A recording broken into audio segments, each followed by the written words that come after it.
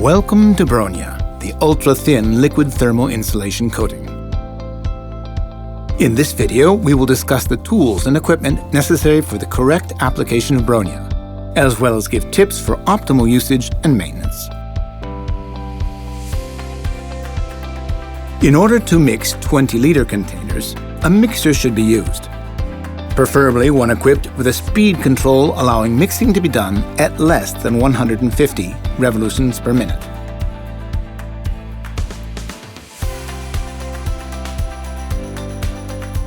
Application should be done with an air gun and compressor unit supporting up to 8 bars of pressure.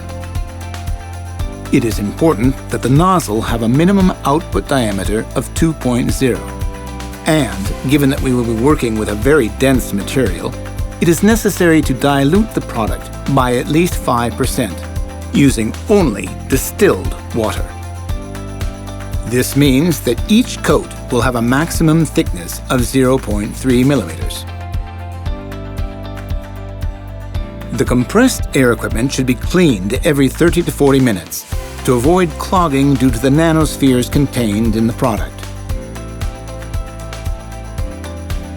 A Greco-Mar Class 5 or higher airless machine, which allows the user to adjust the application pressure, can also be used. Application pressures above 90 bar are not recommended, as they would damage the nanospheres, effectively eliminating the product's insulating properties.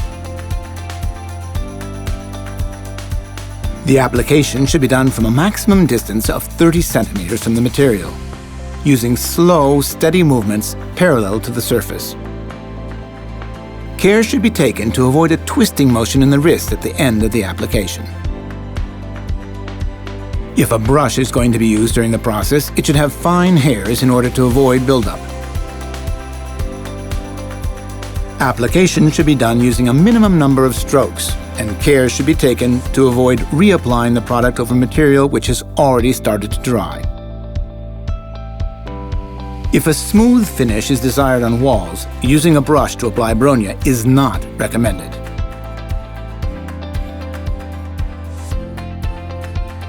There are several things to take into consideration before using the tools involved. First, any and all filters used in the machine should be removed, both those found in the suction plunger as well as in the main body of the machine, and those located in the sprayer gun. If these filters are not removed, the nanospheres will be trapped there, and the product's insulating properties will be lost. The application pressure should never exceed 90 bars, and the nozzles used should have an exit diameter of 21 or more, since the product's density requires nozzles with wide diameters.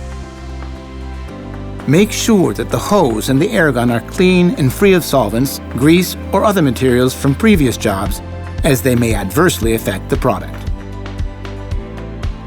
Once the job is finished, it is essential to thoroughly clean the equipment with water, recycling it through the machine until no trace of the material used remains. If the product is allowed to dry inside the compressor or the air gun, they will be damaged irreparably. For optimal use and application of Bronya products, it is necessary to thoroughly review the information provided in the tutorials on preparing the product and various work surfaces, available at www.bronyaspain.com.